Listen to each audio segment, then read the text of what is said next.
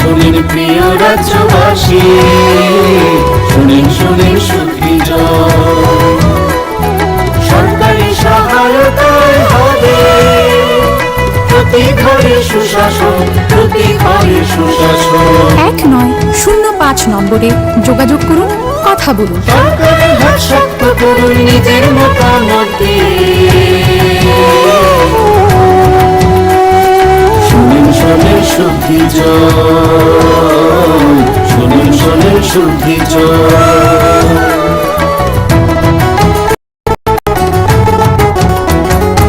এই রাজ্যের গ্রাম শহরে হবে বিকাশ নীতি, তারই সাথে জেলায় মেলা শিবির হবে দুদিন। আমাদের সাথে আছেন বিধায়ক মন্ত্রীগণ, আমাদের সাথে আছেন বিধায়ক মন্ত্রীগণ, তাই তো এবার পৌঁছে যাবে প্রতি ঘরে সুশাসন, প্রতি ঘরে সুশাসন।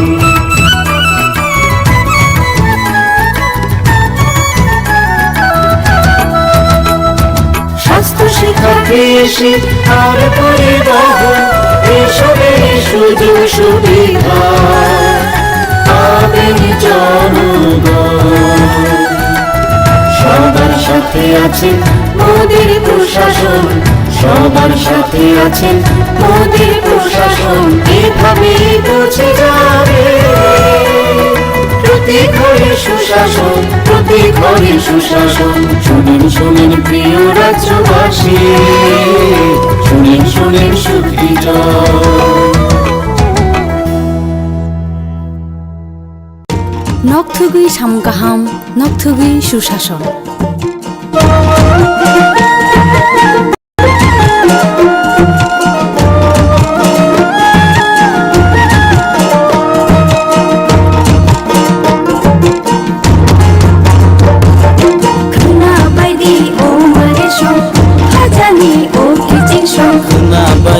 ও মারেশন খাজানি ও কিচিশন তঙ্কচাং নগরুম চুবাচু বুরুম বুরুম, তঙ্কচাং নগরুম চুবাচু বুরুম বুরুম, হাসতে হাপানিয়া রাগদি কুতুম করুম।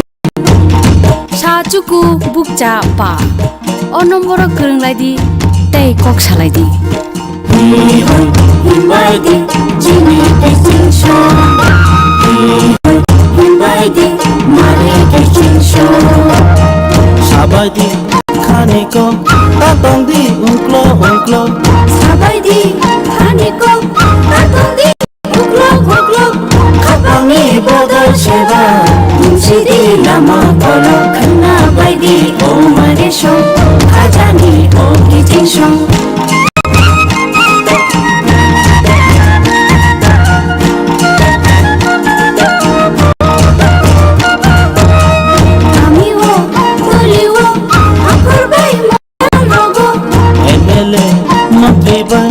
হাসতেনি এমপি রবাই মিটিংগো আচুক লাগে চাবলাইদি হামকানিকো। খান্না বাইদি মারেশন খাজানি ও কিচিশন।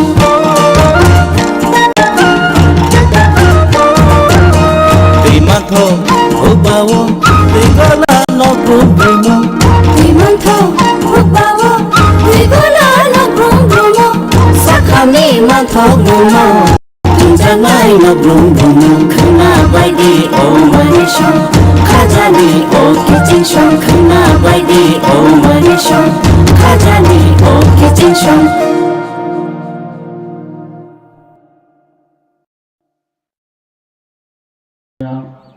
প্রধান শ্রীমতী জুমা দেবনাথ মহোদয়া এবং আমাদের secretary health and family welfare ডিপার্টমেন্টে doctor Debashis Basu, doctor Subhasis Debbarma, director of health services government of Tripura, এবং আপনাদের বিশেষ পরিচিত মুখ এখানে সামাজিক কাজকর্ম নিয়ে ব্যস্ত থাকেন, মানুষের জন্য কথা বলেন, সোশিয়াল ওয়ার্কার শ্রী অসিত রায় মহোদয় এবং আরেকজন সোশিয়াল ওয়ার্কার আপনাদের পরিচিত মুখ শ্রী মুকুল চন্দ্র রায়। আমার সামনে মিডিয়া বন্ধুরা আছেন, আমার সামনে এই অত্র এলাকার বিভিন্ন যারা মানুষের জন্য কাজ করেন, বিভিন্ন ব্যক্তিত্ব, এবং এই অত্র এলাকার শুধু নাগরিক বৃন্দ আর বিশেষ করে আমার মা ও বোনেরা সবাইকে আমি হার্দিক অভিনন্দন ও শুভেচ্ছা জানাচ্ছি। অত্যন্ত আনন্দিত আজকে যে আমাদের এই যে সরকার যেভাবে মানুষের উন্নয়নে বা ত্রিপুরার উন্নয়নে প্রধানমন্ত্রী নরেন্দ্র মোদীজির মার্গদর্শনে আমরা কাজ করছি তার একটা ঝলক কিন্তু আজকে এই ভিত্তিপ্রস্তর অনুষ্ঠান থেকে আপনারা নিশ্চয়ই বুঝতে পারছেন। তো আগে আমি আসার আগে সেক্রেটারিয়েটে আমি কথা বলছিলাম, কারণ অনেকদিন ধরে এখানে একটা দাবি ছিল, ডিমান্ড ছিল যে এখানে একটা কমিউনিটি হল যেন এখানে করা হয়। তো সেই বিষয়ে আমি চিফ ইঞ্জিনিয়ারকে ডেকে পাঠিয়েছিলাম, ওনার সাথে কথা হয়েছে। তো আসন সংখ্যা নিয়ে কথা হচ্ছিল যে এত সংখ্যা হচ্ছে এখানে।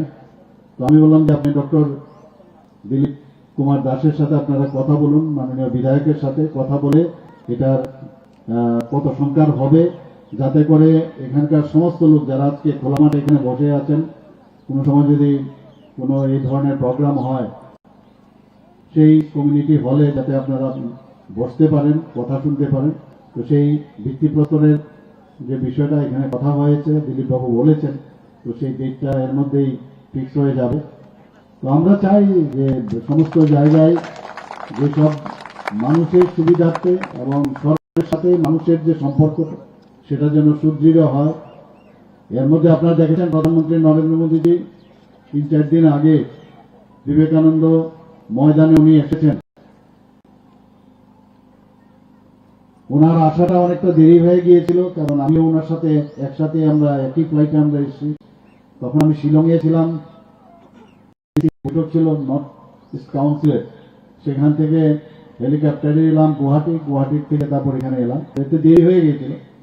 তো যখন উনি একই গাড়িতে আমরা এসেছিলাম, এত রাস্তার ভিড় ছিল, আপনারা যখন এত ভিড় করে আপনাদেরই এরিয়া দিয়ে পাস হচ্ছিল, উনি বলছিলেন আরে इसमें मैदान में कुछ लोग रहेगा ना, আমি বললাম স্যার ये देखिएगा আর ঐতিহাসিক होगा। আর আমার বুকের ভিতরটা দপদপ করছিল, কি জানি হয় এত লোক আপনারা বেরিয়ে এসছেন ওনাকে দেখার জন্য, যে শেষ পর্যন্ত আমি যখন ঢুকলাম দেখলাম আমার না মুখটা বেঁচে গেল আমার। ওনার যে বললাম যে না ঐতিহাসিক হবে, তাই হলো।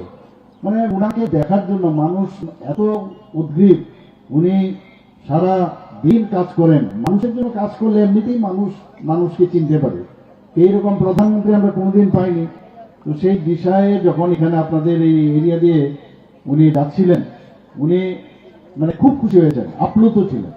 তারপর মাঠের মধ্যে গিয়েও যখন সেই জনঢল দেখলো, একমাত্র কারণ কিন্তু শুধু কাজের উন্নয়নের যে দিশা উনি দেখাচ্ছেন সমস্ত ভারতবর্ষে, তো সেই দিশা দেখাচ্ছেন, মানুষের কথা চিন্তা করেন, সমস্ত ছোট ছোট বিষয়, শৌচাগারের কথা চিন্তা করেন। কত মানুষ কত ধরনের কথা বলেছে, ব্যালেন্সের অ্যাকাউন্ট খোলার জন্য বলেছেন। অনেকে যারা নিন্দুকেরা অনেক সময় অনেক বুকুটি কেটেছে ওরা, কিন্তু আজকে আমরা বুঝতে পারছি যে এই জিনিসের কত ইম্পর্টেন্স, আর এগুলো মানুষের একদম বেসিক নিড সমস্ত ভারতবর্ষের মধ্যে, যে কারণে মানুষ ওনাকে অ্যাকসেপ্ট করছেন। বিশেষ করে যারা এখানে বোনেরা আছে, আমি নিজে পাটনাতে আমি পড়াশোনা করেছি, উত্তরপ্রদেশে আমি পড়াশোনা করেছি। তো সেখানে আমি দেখলাম অনেক সময় আমাদের ত্রিপুরার ছেলে মেয়েরা একটা ভেটেরিনারি কলেজে পড়তো, আমাদের কলেজ থেকে মাঝে মাঝে যেতাম, তো দেখতাম ওখানে এই যে শৌচাগারের যে বিষয়টা, সন্দেশ যখন আমরা পাস হতাম তখন দেখতাম মা বোনেদের কি সমস্যা হতো এই শৌচাগার নিয়ে। সেই খোলা যে মাঠে সেখানে সে শৌচাগার যে প্রাকৃতিক যে ডিমান্ড, সেটা ওরা সেখানে সেই কাজটা করত। তো এই বিষয়গুলো কিন্তু অনেক প্রধানমন্ত্রী আগে আমরা দেখেছি, কিন্তু এই বিষয়গুলো দেখতো না। আজকে গ্যাসের কথা বলুন, গ্যাস দিচ্ছে, গ্যাস সাপ্লাই আমাদের সমস্ত বিনা পয়সায় গ্যাস সিলিন্ডার দিচ্ছে।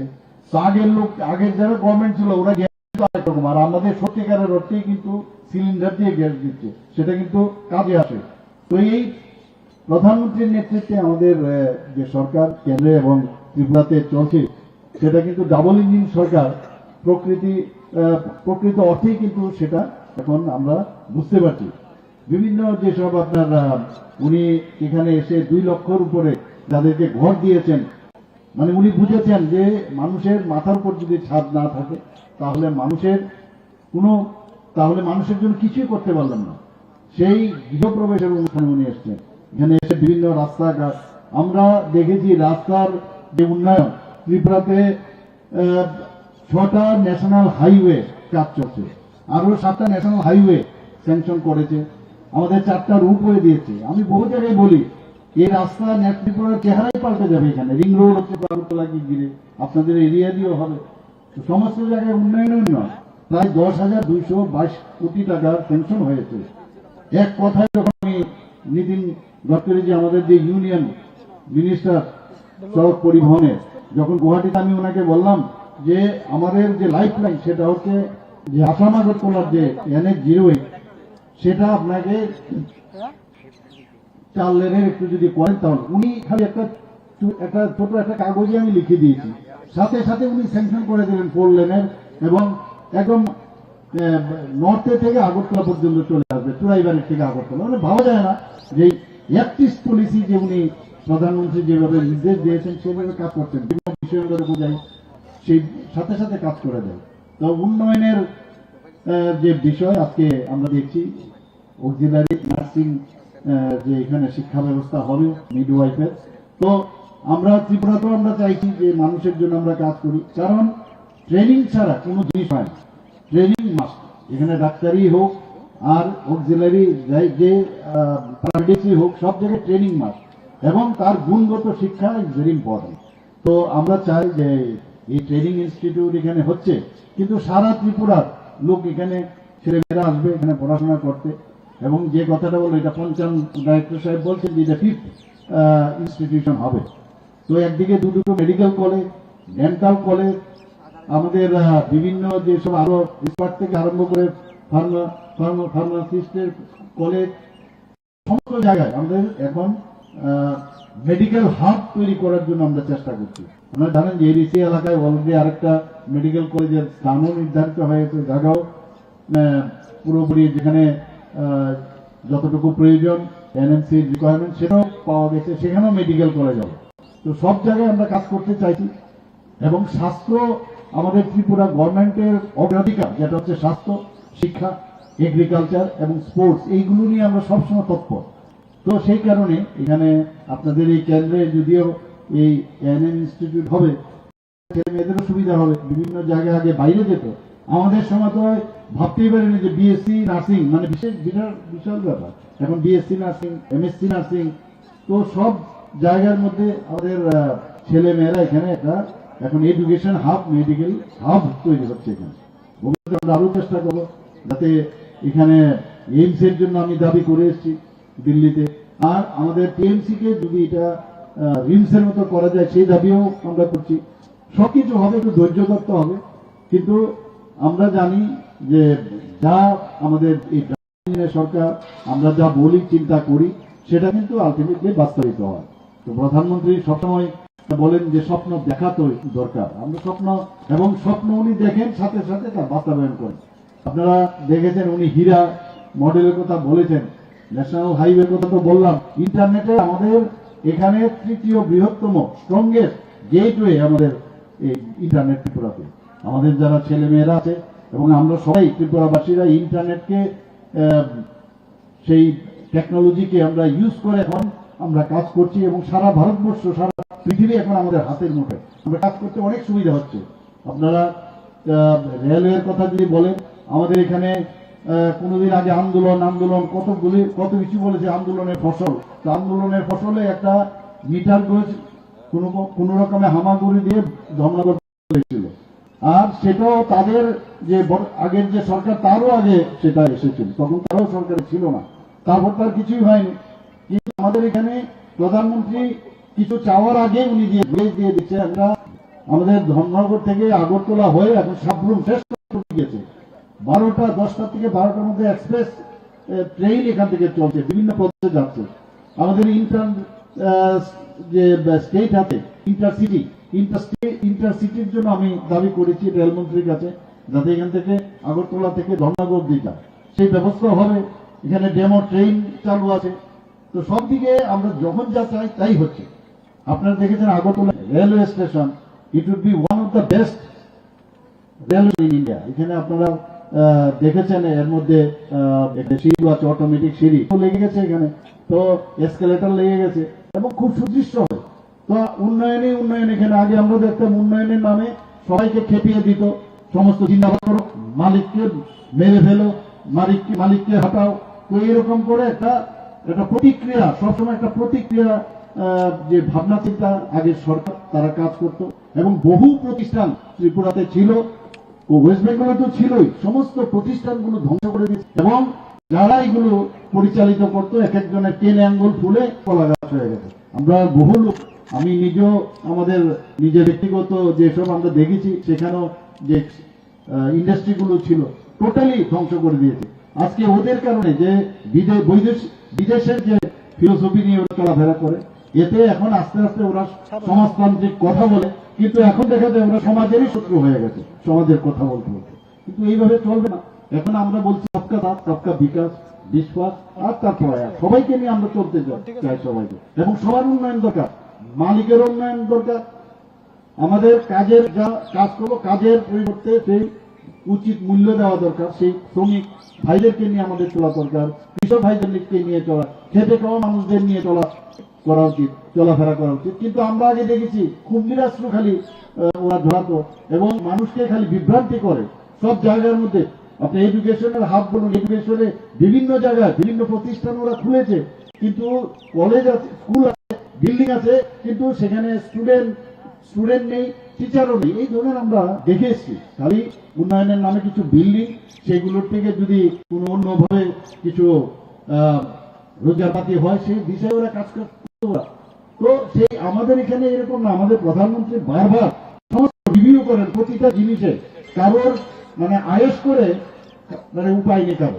আপনারা দেখেছেন আগে কেলেঙ্কারি বলতেই সরকার, কেলেঙ্কারি ব্লকে ব্লকে কেলেঙ্কারি আমরা দেখেছি, বিভিন্ন জায়গায় কেলেঙ্কারি। এখনো আমরা চার্জশিট দেওয়ার, আমরা চার্জশিটও প্রায় অনেকের যে নেতা এবং মন্ত্রী ছিল তাদের বিরুদ্ধে আমরা দিয়েছি তো সব জায়গায়। কিন্তু আমাদের এই সরকার আপনারা দেখেছেন এর মধ্যে জেআরবিটির আমরা রেজাল্ট ঘোষণা করেছি, কোথাও কোনো জায়গায় অস্বচ্ছতার কোনো স্থান নেই। আমরা পেটের সমস্ত আমরা যারা উত্তীর্ণ তাদেরকে আমরা চাকরি দিয়েছি, কোনো অস্বচ্ছতার নেই। এর মধ্যে প্রায় 6,000-এর উপরে আমরা চাকরি দিয়েছি আমাদের স্পেশাল এক্সিকিউটিভের হোম ডিপার্টমেন্টের, পুলিশের ডিপার্টমেন্টে।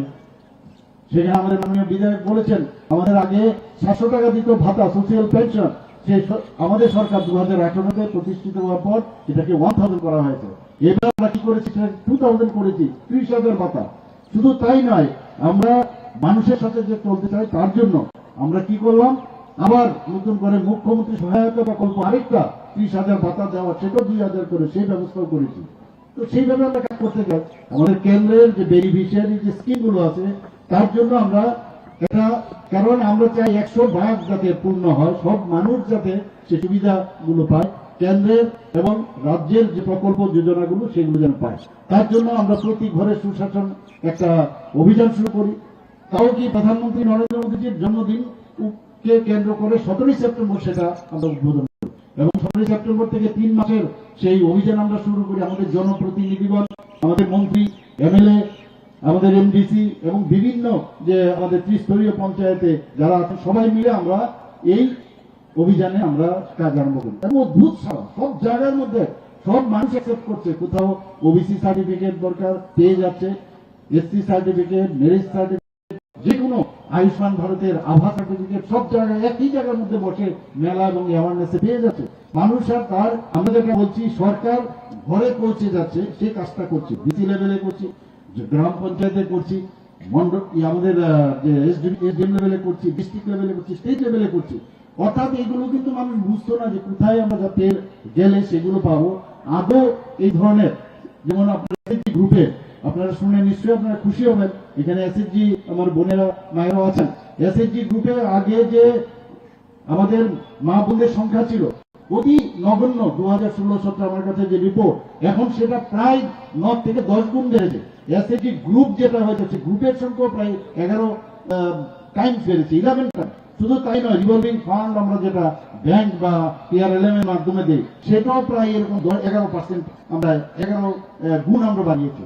তো আমরা চাইছি মানুষের আত্মনির্ভরতা বাড়ানোর জন্য আমাদের যারা মা বোনেরা আছেন তাদের যাতে 33% তাদেরকে আমরা চাকরির জন্য আমরা সংরক্ষিত রেখেছি। শুধু তাই নয়, বিভিন্ন যেসব স্টলগুলো আছে গভর্নমেন্টের, সেই স্টলগুলোতে 50% ওনাদের জন্য সংরক্ষিত রেখেছি। আপনারা জানেন যে ভাই ফোটার সময় আমি ডিক্লেয়ার করেছি যারা মেয়েরা আছে ডিগ্রি কলেজে যারা পড়াশোনা করছে তাদেরকে যেন ফ্রি এডুকেশন দেওয়া হয় সেই ব্যবস্থা সেই ঘোষণা করছি। বিভিন্ন জায়গায় আগরতলা এবং বিভিন্ন তাদের প্রান্তিক এরিয়া আছে সেই জায়গার মধ্যে আমরা যে ক্যামেরাগুলো ফিট করেছি তাতে ওরা সুরক্ষিত। আমরা 7টা অলরেডি মানে শুধু মহিলা পুলিশ কর্মী দ্বারা অফিসার দ্বারা এই যে 7টা 24/7 আমরা পুলিশ স্টেশন করেছি এবং 8টা আরেকটা আমার কাছে কালকে ডিজি সাহেব এসেছিলেন বলছে আরেকটা করতে হবে। হলে 8টা হলে আমাদের প্রতিটা ডিস্ট্রিক্টে একটা করে হয়ে যাবে, 7টা হলো আর একটা হলে কমপ্লিট হয়ে যাবে। সেটার জন্য আমার থেকে সময় চেয়েছিল। তো সব জায়গায় আমরা চেষ্টা করছি। আমরা চাই যে এই ত্রিপুরাতে আমাদের যে একটা স্লোগান আমরা দিয়েছি যে নেশামুক্ত ত্রিপুরা, তার জন্য আমরা জিরো টলারেন্স নীতি আমরা নিয়েছি এবং আমাদের মাননীয় গৃহমন্ত্রী বারবার বলছেন এনইসি নিয়ে কোনো অবস্থায় কাউকে ছাড় দেওয়া যাবে না।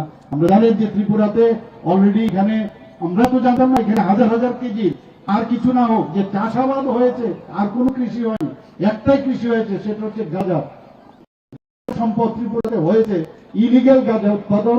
সেটা কিন্তু আমরা 2018 পর যখন একটার পর একটা আমাদের সেই সিজার আরম্ভ হলো তখন দেখা গেল এত গাঁজা ত্রিপুরাতে এত সুন্দরভাবে প্যাকেজ করে সেগুলো পাচার হয়।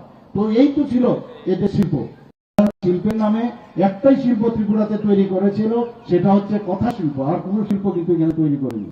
ভালো কথা বলতে পারে, কি সুন্দরভাবে কথা বলবো না, একদম মানে কি বলবো মানে সাম্রাজ্যবাদ ছাড়াই সত্য কথা বলতো না, জিন্দাবাদ জিন্দাবাদ, হ্যাঁ বিদ্যালয় ছেড়ে রেড রিভলিউশন করে এইসব পিপুলস হ্যাভ নাথিং, গণভোজনা না থাকলে জনগণের আর কিছুই থাকে না, এইসব তো আমরা চতুর্দশে আমরা শুনেছি। এরা মানুষকে প্রতিক্রিয়াশীল নিজেরা বলে, যে যারা সুস্থ ভালো মানসিকতা লোক তাদেরকে বলে প্রতিক্রিয়াশীল, আর নিজেরাই কিন্তু প্রতিক্রিয়াশীল। তো এই সরকার যে সন্ত্রাসের যে আচরণ ওনারা এখানে সৃষ্টি করেছেন, খুনে রক্তের হাতে ওদের হাতগুলো রক্তে ভরা ছিল, সেই সরকারের মানুষ দেখেছে 35 বছর ওদের রাজত্ব এখানে দেখেছে। আমি বলি সন্ত্রাসের সরকার। এবং আরেকটা যে আমি কালকেও গেছি আমি সাউথে, সেখানে 69 এখানে খুন হয়েছে, শহীদ হয়েছে যারা বিরোধী দলের নেতা নেত্রীরা ছিল এবং নির্মমভাবে হত্যা করেছে। তার থেকে আমাদের প্রধানমন্ত্রী নরেন্দ্র মোদীজি এবং অমিত শাহজি আমাদেরকে নিস্তার দিয়েছে। আমরা এই সরকারকে আমরা দেখেছি, মাঝখানে জোট সরকার কংগ্রেসের নেতৃত্বে আমরা দেখেছি, উচ্ছৃঙ্খলতার নামে বর্বরতার সরকার আমরা দেখেছি। আর এই দুটার যে সন্ত্রাস এবং বর্বরতা এবং সেই দুটোর কম্বিনেশনের আরেকটা সরকার আমরা ওয়েস্ট বেঙ্গলে দেখেছি, তার নাম হচ্ছে তৃণমূল সরকার। তো মানুষের কাছে আর কি আছে? একমাত্র ভারতীয় জনতা পার্টি যে নাকি একটা আদর্শ নিয়ে চলে, যে পণ্ডিত দীনদয়ালের আদর্শ নিয়ে